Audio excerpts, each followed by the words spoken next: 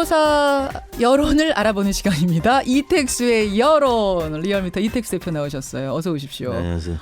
전원주 변호사님 말씀 듣다 보니까 저도 막 멘트가 헷갈리네요. 네. 예, 그러니까 주무실 시간이 아니라는 거예요, 지금. 네. 원래 라이프 그렇죠. 사이클이 그냥 배고프면 먹고 졸리면 자고 이런 자유인인데 네. 내 라이프 사이클 때문에 문자에 좋겠다는 말은 말도 안 된다. 네. 이분이 지금 하실 말씀이 굉장히 많네요. 그런 것 같습니다. 예, 댓글쇼에 언제 또 모시죠, 뭐. 댓글쇼로. 네. 댓글쇼는 시간 제한이 없으니까 한번 그걸로 요청해 보겠습니다. 이택수 대표는 이제 네. 남아서 댓글쇼 하고 가실 네. 거죠? 예. 네, 월요일이니까. 그래요. 하여튼 수능 끝났습니다. 네. 예, 수능이 끝났어요. 이 대표님은 주변에 수능 본 뭐 조카나 자식 중에는 없고 조카 중에라도 혹시. 우리 둘째가 이제 재수를 하니까. 네. 네. 둘째가 네, 그 군대 간 아이 말고 네. 밑에가 이번에 둘째가, 재수였어요. 어유 어땠다고 해요, 시험? 뭐 매우 어려웠던 불수능. 불수능 맞다고 네. 하죠. 네. 네. 잘 봤답니까? 뭐, 이거 여쭤봐도 되나요? 아닌 것 같습니다. 네. 가슴 아픈. 화이팅이라고 꼭 전해주시고요. 시험이 인생의 전부는 아니다. 이런 이야기도 네. 좀 뭐 전해주세요. 이미 그렇게 알고 있는 것 같습니다. 자, 오늘 여론에서는요. 오늘 스페셜 여론조사는 역시 이 입시제도와 관련된 여론을 한번 네. 돌려봤습니다. 숙명여고 사건 이후로 입시제도, 네. 학종, 특히 수시 취지는 좋은데 네. 이대로 괜찮은가라는 사회적인 의문이 던져지지 않았습니까? 그렇습니다. 사실은 우리가 이주제로는 전에도 몇 개월 전에도 조사를 한 적이 있었는데 네. 어떻게 변했는지 혹은 같은지 좀 궁금해요. 어떻게 돌려보셨죠? 네, 저희가 지난 금요일 16일 날 전국 19세 이상 성인 6,675명이 접촉을 해서 최종 503명이 응답을 완료했습니다. 예. 7.5%의 응답률, 무선 전화 면접 및 용선 자동응답 혼용 방식이었고요. 표본 오차는 95% 신뢰 수준에서 플러스 마이너스 4.4%포인트였습니다. 질문은 다음과 같았는데요. 네. 현재 대학 신입생은 자기소개서, 생활기록부, 내신 성적 등을 기준으로 학생부 종합전형이나 교과 전형을 포함하는 수시에서 약 77%를 뽑고 수능 성적을 위주로 한 정시에서 23% 정도를 선발하고 있습니다. 선생님께서는 향후 대학 입시의 수시와 정시 비중을 어떻게 해야 한다고 생각하십니까? 여러분, 그러니까 수시라는 게요, 뭐냐면 77%를 뽑는 전형인데, 교과 전형하고 학생부 교과 전형, 학생부 종합 전형이라는 게 있어요. 그래서 학생부 교과 전형은 교과 성적, 학생부에 기록된 내신 성적으로 뽑는 거고, 학생부 종합 전형은 학생부에 기록된 내신 성적과 그 외 동아리 활동, 독후 활동, 선생님 추천서, 자기소개서 이런 거 다 해서 뽑는 거고, 네. 어쨌든 학생부를 기본으로 뽑는 게 수시입니다. 그렇습니다. 예. 우리 생활기록부라고 옛날에 했던 거 그거. 자, 어떻게 결론이 나왔습니까? 네, 1번이 공정성을 높이기 위해 정시를 현 23%보다 확대해야 한다. 이런 보기였는데요. 예. 정시 확대 의견이 53.2%로 과반으로 나타났고요. 두 번째 보기는 학생의 다양한 자질을 평가하는 수시를 현 77%보다 더 확대해야 한다라는 의견이었는데요. 수시 확대 의견은 17.9%에 그쳤습니다. 예. 그리고 세 번째 보기, 현재의 수시 77%, 정시 23%의 비율이 적당하다. 이 의견은 12.8%, 예. 잘 모르겠다는 의견이 16.1%로 나타났습니다. 정시 확대가 53.2%. 네. 아니다. 수시 확대 17.9%. 아니다. 지금 정도로 가는 게 좋다가 12.8%. 정시를 확대해야 된다라고 응답한 분들은 주로 어떤 분들이었습니까? 서울과 30대 중도층에서 60% 이상 정시 확대 의견이 나타났는데요. 연령별로 먼저 보면 30대가 66.8%로 가장 높았습니다.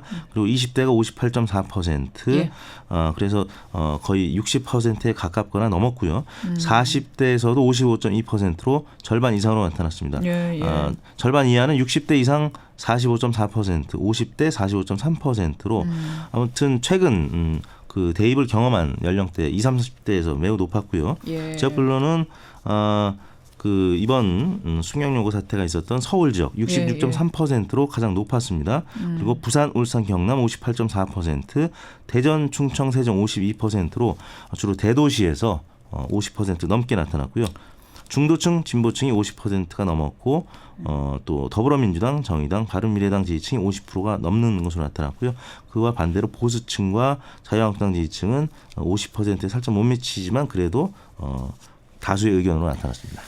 사실은 이제 수시라는 게 네. 굉장히 취지는 좋잖아요. 그렇죠. 이 아이가 어떤 교과 외에도 어떤 활동을 했는지도 네. 다 본다. 이게 학종인 거고 또 수시 중에서 학생부 교과 전형도 수능 딱 한 번으로가 아니라 네. 그냥 학교 생활을 얘가 얼마나 충실하게 했는가 내신을 보고 뽑자는 거니까 뭐 취지는 좋은데 숙명여고 사건이 워낙 컸어요. 워낙 컸어요. 그리고 여기에서 이랬으면 여기뿐이겠어? 라는 생각들을 다 하시다 보니까 이런 결과가 나온 게 아닌가 싶네요. 예.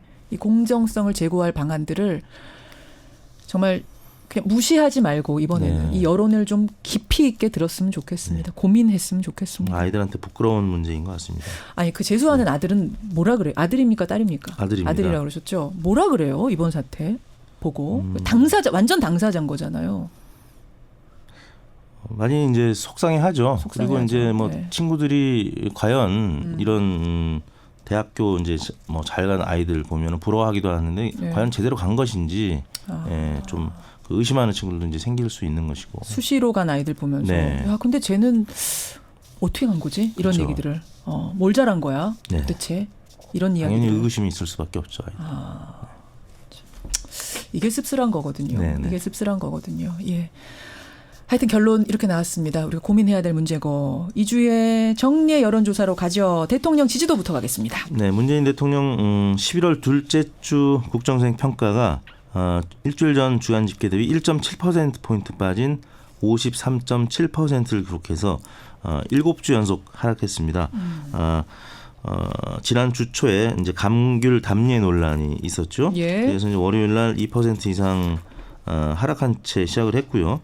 그 이후에 청와대와 이제 내각 경제팀 교체에 대한 또 보수 야당과 언론 일부의 공세가 있었고 또 뉴욕 타임즈의 북한 미사일 기지 관련 보도 트럼프 대통령이 가짜 뉴스라고 얘기를 했는데도 불구하고 삭감물 네, 거기. 예.